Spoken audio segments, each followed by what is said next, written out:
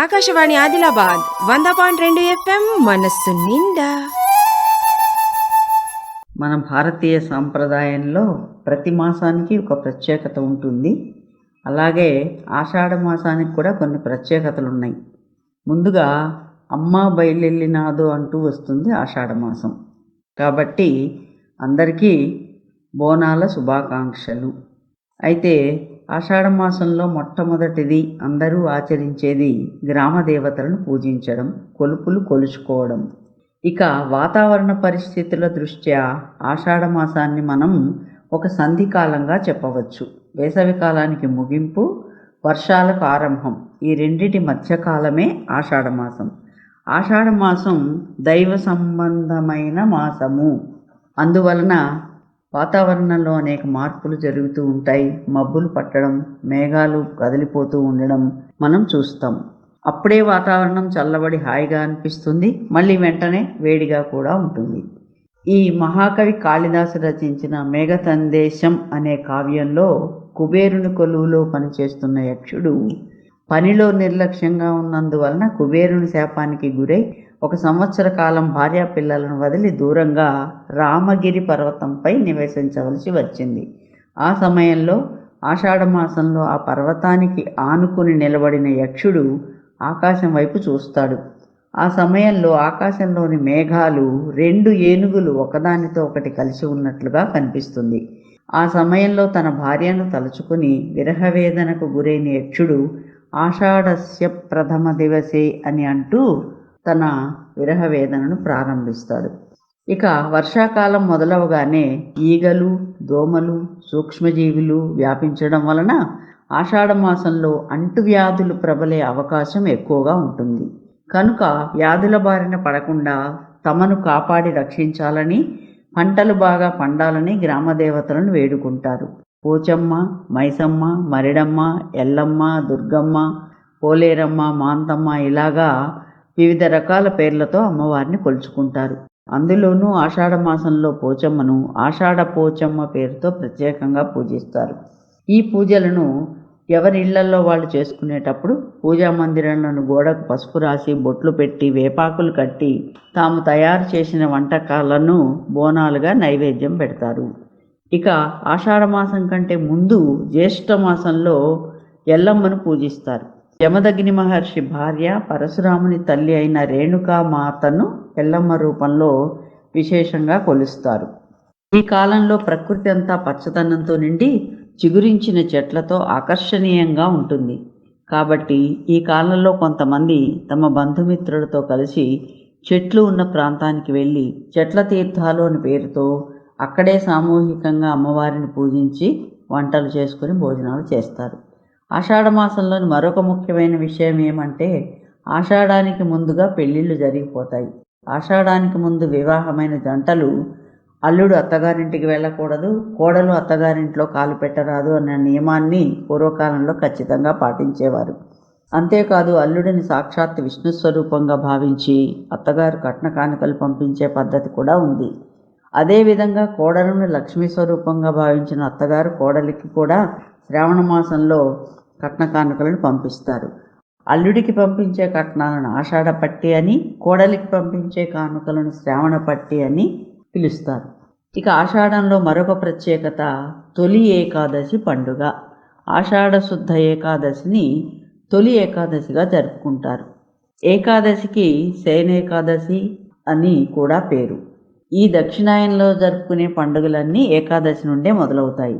విష్ణుమూర్తి 4 నెలల కాలం శయనిస్తారు కనుక ఇక్కడి నుండి 4 మాసముల కాలాన్ని చాతుర్మాస్యములు అని పేరుతో పిలుస్తారు. ఈ సమయం జపతపాలకు, దాన ధర్మాలకు విలువైన సమయం. ఈ సమయంలో యోగులు, యతులు చాతుర్మాస్య దీక్షను స్వీకరిస్తారు. మహాభారత కథలో అర్జునుడు యతివేషంలో చాతుర్మాస్య దీక్షను స్వీకరించి సుభద్రను వివాహం చేసుకుంటాడు. తొలి ఏకాదశి నాడు విష్ణుమూర్తిని పూజించి చాలామంది ఉపవాసం చేస్తారు. దీనిని పేలపిండి పండుగ అని కూడా పిలుస్తారు. జొన్నలు లేదా మొక్కజొన్నలను వేయించి పిండి చేసి బెల్లం కలిపి ఆ పిండిని తిని ఉపవాస దీక్ష చేస్తారు. మరొక విశేషం ఏమంటే ఆషాఢ మాసంలో ఆండాళ్లుగా పిలుచుకునే గోదాదేవి ఆషాఢమాసం శుక్లపక్షం చవితి తిథి నాడు శ్రీ మహాలక్ష్మి అంశతో విష్ణు చిత్తునికి తులసివనంలో లభ్యమైంది. గోదాదేవిగా విష్ణు చిత్తుని ఇంట పెరిగి రంగనాథుని సేవించి ఆయననే భర్తగా పొంది ఆ స్వామిలో ఐక్యమైపోయింది. ఇంకొక ముఖ్యమైన అంశం వేదవ్యాసుని జననము. అష్టాదశ పురాణాలను రచించి పంచమ వేదమైన మహాభారతాన్ని రచించి అందులో తాను ఒక పాత్రగా జీవించి వేదాలను విభజించిన వేదవ్యాసుడు జన్మించింది కూడా ఈ ఆషాఢమాసంలోనే. ఆషాఢమాసంలో పూర్ణిమ నాడు కారణజన్ముడైన వ్యాసుడు జన్మించాడు. అందుకే ఆషాఢ పూర్ణిమను గురు పూర్ణిమగా జరుపుకుంటారు. వ్యాసుని జన్మదినాన్ని పురస్కరించుకుని నాటి నుండి నేటి వరకు భక్తితో వ్యాసుని స్మరించి ఎవరి గురువులను వారు స్మరించుకుంటారు. వ్యాసోచ్ఛిష్టం జగత్ సర్వం అని పేరు పొందినవాడు వ్యాసుడు. వ్యాసుడు చెప్పిందే లోకంలో ఉన్నది అని అర్థం. వ్యాసం వశిష్ఠనప్తారం శక్తే పౌత్రమకల్మషం పరాశరాత్మజం వందే సుఖతాతం తపోనిధిం అని కూడా అంటారు. తపోనిధి అయిన వ్యాసుడు బ్రహ్మమానస పుత్రుడైన వశిష్ఠుని మునిమన్మడు, శక్తి మన్మడు, పరాశరుని పుత్రుడు, సుఖమహర్షికి తండ్రి. కాబట్టి వ్యాసుని భగవత్ స్వరూపంగా భావించి వ్యాసాయ విష్ణు రూపాయ విష్ణు రూపాయ వ్యాసాయ అని కూడా అంటాము. అందువలన వ్యాసుడిని భగవత్ స్వరూపంగా గురువుగా ఈ రోజున ఆరాధించటం, తమ గురువులను స్మరించుకోవడం జరుగుతుంది. ఇక మహిళలకు మాత్రం ఆషాఢం గోరింటాకు పండుగ. ఆషాఢంలో చేతులకు కాళ్లకు గోరింటాకు పెట్టుకుంటే ముత్తైదువులకు ఐదవతనం ఎక్కువని, చేతులకు పెట్టుకున్న గోరింట ఎర్రగా పండితే ప్రేమగా చూసుకునే భర్త వస్తాడని చెప్తారు.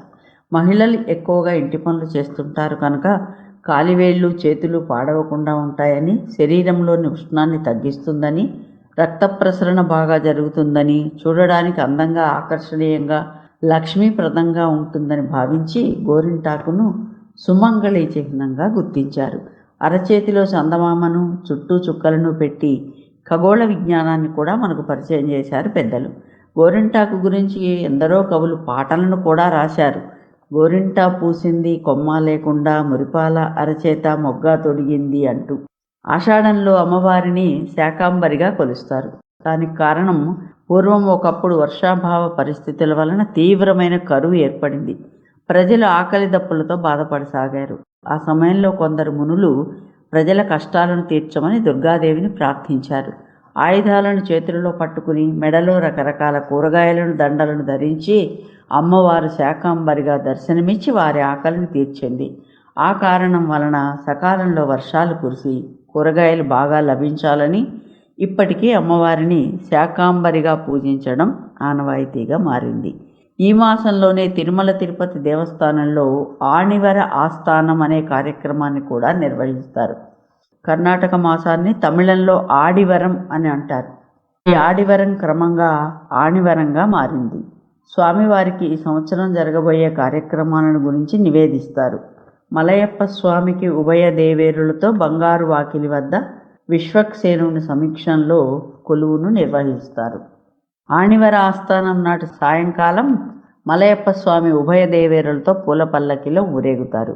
ఈ సందర్భంగా సాక్షాత్ రంగనాథ స్వామి స్వామివారికి పట్టు వస్త్రాలను బహుకరిస్తాడు. ఇక మరొక విశేషం, జగన్నాథ రథయాత్ర కూడా ఆషాఢమాసంలోనే జరుగుతుంది. ఆషాఢమాసం సోమవతి అమావాస్యతో పూర్తవుతుంది. ఈ సోమవతి అమావాస్యనే చుక్కల అమావాస్య అని కూడా అంటారు. ఇప్పటి నుండి దక్షిణాయనం మొదలవుతుంది. దక్షిణాయనంలోనే మనకు పండుగలు ఎక్కువగా ఉంటాయి. ఉగ్రదేవతారాధనకు దక్షిణాయనం ముఖ్యమైనది.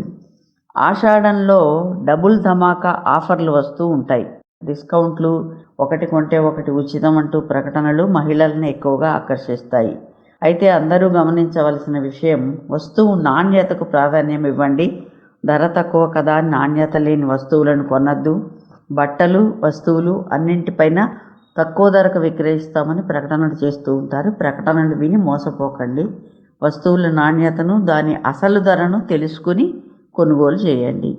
ఇక ఈ సంవత్సరం జూలై 7వ తేదీ నుండి ఆషాఢ బోనాలు ప్రారంభమవుతాయి. ఆషాఢంలో పంటలు బాగా పండాలని, ప్రజలంతా ఆరోగ్యంగా ఉండాలని 7 గ్రామ దేవతలను తెలంగాణలో పూజిస్తారు. పోచమ్మ, మైసమ్మ, బాలమ్మ, ముత్యాలమ్మ, పెద్దమ్మ, మహంకాళమ్మ, వీరి సోదరుడు పోతురాజు మన తెలంగాణ రాష్ట్రంలో బోనాల పండుగ చాలా ప్రసిద్ధికెక్కింది. ఇది ఒక జాతరగా జరుగుతుంది. సికింద్రాబాద్, గోల్కొండ పరిసర ప్రాంతాల్లో రాష్ట్ర ప్రభుత్వ ఆధ్వర్యంలో బోనాల పండుగను అధికారికంగా ఆనవాయితీగా నిర్వహిస్తారు. ఆషాఢ మాసంలో అందరికీ బోనాల పండుగ సందర్భంగా శుభాకాంక్షలు. అందరూ ఆనందంగా ఉండాలని కోరుకుందాం. అందరికీ ఆషాఢ మాసం బోనాల పండుగ శుభాకాంక్షలు.